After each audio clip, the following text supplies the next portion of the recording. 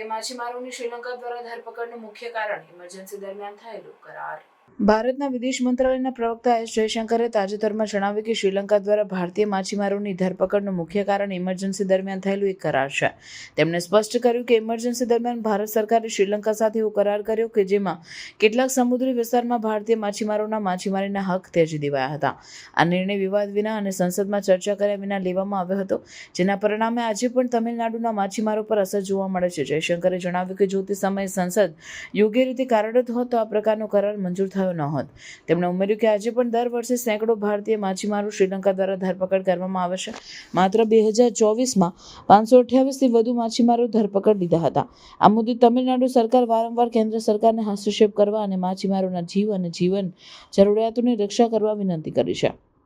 આ કરારના કારણે શ્રીલંકાની નૌકાદળ ભારતીય માછીમારોને પોતાના જળ ક્ષેત્રોમાં માછીમારી કરતા પકડે છે, તેમની નૌકાઓ જપ્ત કરે છે અને ક્યારેક કઠોર વર્તન પણ કરે છે. આ સ્થિતિને કારણે તમિલનાડુના માછીમારોમાં અસંતોષ છે અને તેઓ સરકાર પાસે સતત રક્ષણની માંગ કરે છે. ભારત સરકારે પણ આ મુદ્દે શ્રીલંકા સાથે સતત વાતચીત ચાલુ રાખી છે.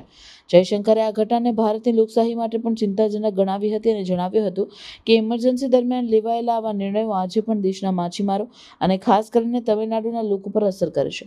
તેમણે ભારપૂર્વક કહ્યું કે આવી પરિસ્થિતિ ફરી ન સર્જાય માટે જનતાને સશક્ત બનાવવી જોઈએ.